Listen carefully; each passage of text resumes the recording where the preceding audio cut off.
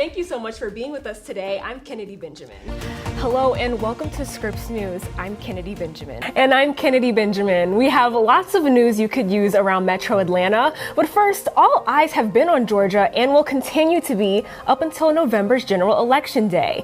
Not only is Georgia a battleground state for a rematch between President Biden and former President Trump, there's still some unfinished business from their 2020 matchup. The Georgia election interference case out of Fulton County from that year involving Trump weighs on. And according to the Associated Press, Fulton County District Attorney Fani Willis, who is leading that case, was facing disqualification. CNN reports her now former special prosecutor Nathan Wade recently stepped aside from the Trump case after the judge called for him to do so over his romantic relationship with DA Willis.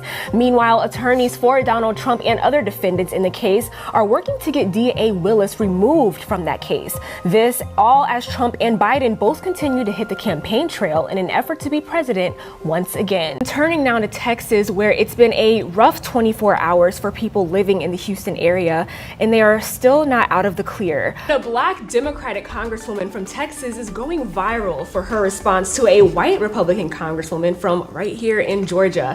Jasmine Crockett went back and forth with Marjorie Taylor Greene during an oversight committee meeting to discuss holding Attorney General Merrick Garland in contempt of Congress. Greene took the conversation off course with insults about Crockett's appearance. You know what we're here for? You know we're here about AG. I don't think you know what you're here for. Well, you the one talking about. I think your fake eyelashes are messing up. No, ain't nothing. Hold on. Listen. Representative Ocasio-Cortez came to Crockett's defense and helped to steer the debate back on track.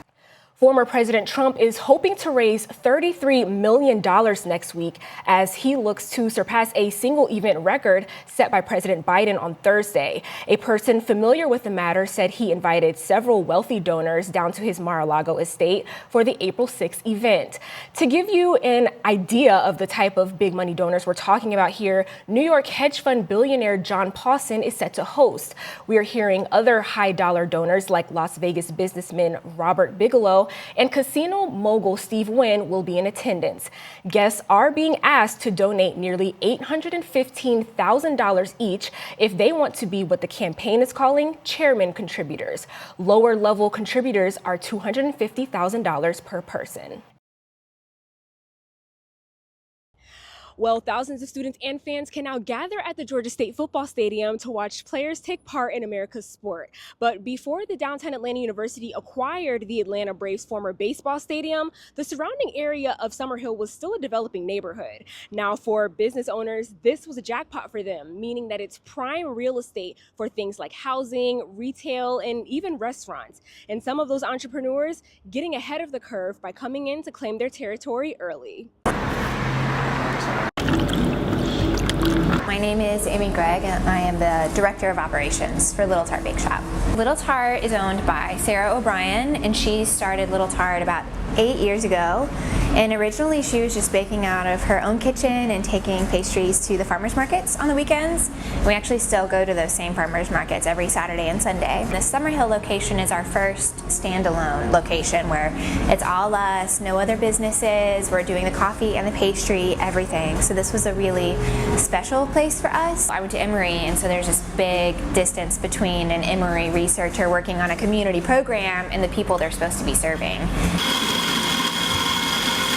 And I was like, you know, when I'm working at Little Tart, I get to interact with people in the community every day. I used to go to parties when I was in college, like right down the road, and it was a completely different area. I was at the protest down the road for getting them to sign a community benefits agreement.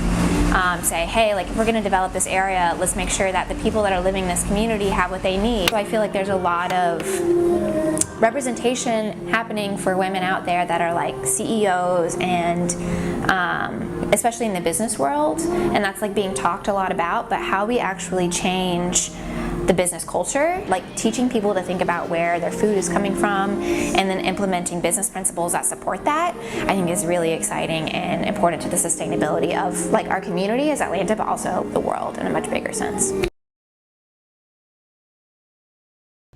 The beginning of February in the US means most people are figuring out their plans for the big game. Football fans and humor enthusiasts gather to see the Super Bowl and some of the best advertisements across the airwaves in between those touchdowns. But these entertaining commercials don't come without a price. On average, companies shelled out $7 million for a 30-second ad. And since we spent all the money on the commercial spot, we actually didn't spend any money on the actual commercial. And while we saw everything from a surprising Beyonce ad announcing new music to David and Victoria Beckham recreating a viral moment in an Uber Eats ad, there's one company who appeared not once, but an astounding 5 times during and shortly after the Super Bowl, promising that you can shop like a billionaire.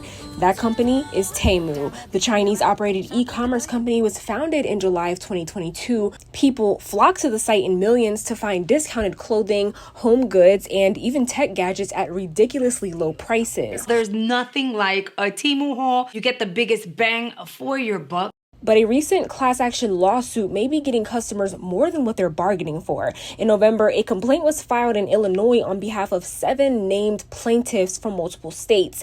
These plaintiffs' lawyers claim the Temu app is loaded with tools for malware and spyware activities, essentially alleging customers' privacy rights are being violated. Attorney Jeannie Evans says in the complaint that Temu requests at least 24 permissions for, quote, all kinds of information that would not be needed for an online shopping app. Some of those permissions include access to biometric data like your fingerprints. There's also a second class action lawsuit that was filed in New York in September of 2023, and this one accusing Temu of collecting customers' private information, leading to data breaches.